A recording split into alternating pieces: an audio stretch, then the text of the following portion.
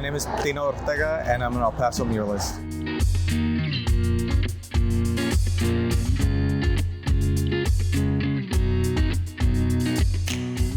I grew up in the lower valley right there in El Paso, right there on Alameda and Zaragoza. I grew up right there by the Isleta Mission. I went to Isleta Elementary there.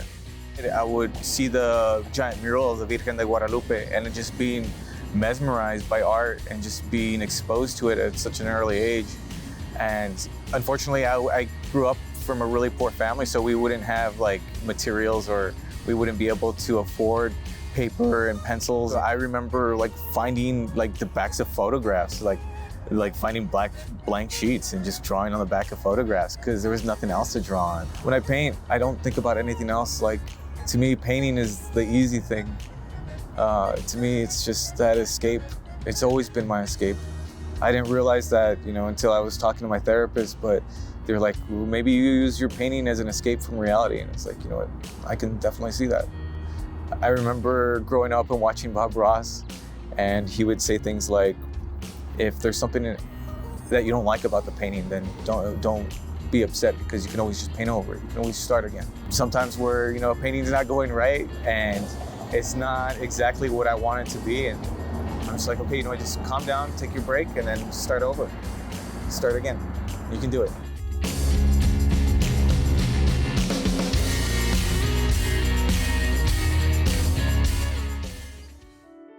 I wanted to become a full-time artist was because I was unfulfilled and I was just unhappy in a job that, yeah, it paid well, but it wasn't what I wanted to do. Doing art, it helps me with my mental health because it makes me forget about everything else. It makes me just, focus on the paint, and nothing else matters other than just the painting. I remember when I was doing the South Conchas mural, Candace out there at Desert Mama Boutique, she wanted to originally do a green balloon, because green is the color for Mental Health Awareness Month. And she was talking to me about how she had lost her sister to a battle with mental health. That's where we came up with Don't Be South Conchas.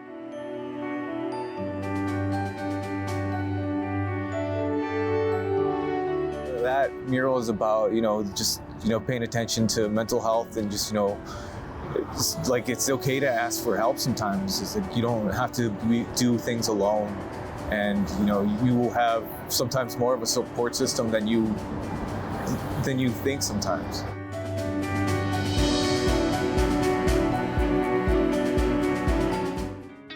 Like these murals, I don't even get paid for them. I ask for the cost of materials and a wall. Like, hey, make sure that the wall's not gonna get painted over, and just cover the cost of materials. But this project is about spreading that positivity and spreading that joy, leaving El Paso a better spot than how I found it. I remember living out of El Paso and moving to Seattle and just experiencing the huge art scene that they had there and in Portland. My goals out of all of this are just let's see how big we can make this. Let's see how great we can make El Paso.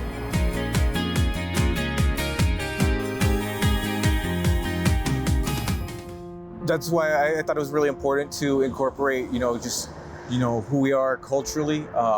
That's why, all these things that I put up on the wall, they're messages of encouragement and of love and of admiration, and in no way trying to belittle anybody in any way. It's always about positivity and just bringing that, connectivity to the community. To me, that's what's important, is to make sure that we feel represented on a wall, because representation matters. You see words like chuco or ay or con huevos, con huevos was a mural that was meant about perseverance in the face of adversity. It's about, doing something courageously. It's about who we are. I know a lot of people that use that. With August 3rd, it was a little bit different, because we saw all these murals going up of El Paso Strong, and all these people just showing their support and love. We forget about certain things, and it's a way of keeping that remembrance and never forgetting, but at the same time bringing the community together. In El Paso, Texas, today the investigation continued into yesterday's mass shooting. When the August 3rd shooting happened, there's a lot of things that were happening in my own personal life as well. At the same time, I was also going through a divorce. And then right after that, we went through COVID. Mental health is really important to me because, I suffer from it. I know a lot of people that suffer from it. Medication has helped, going through therapy has helped. I grew up in, I guess, like a really traditional Mexican household where we didn't talk about things like that. It's hard because you go through these bouts of depression and just doing a mediocre task is like climbing a mountain sometimes. In the elementary school massacre that left 21 people dead, including 19 children in Uvalde, Texas. I got contacted by a nonprofit called Más Cultura. They had mentioned to me about this project that they were looking to do in Uvalde there. So they called me up and they asked me if I'd be interested in the project, and I said yes. And then from there, they gave us pretty much synopsises of all the kids, reading all the stories and just falling in love with Jayla because she reminded me so much of my daughter. And I just remember being so nervous on my way there because it was really important that, that the parents see their kid in the mural. I was really nervous because of that.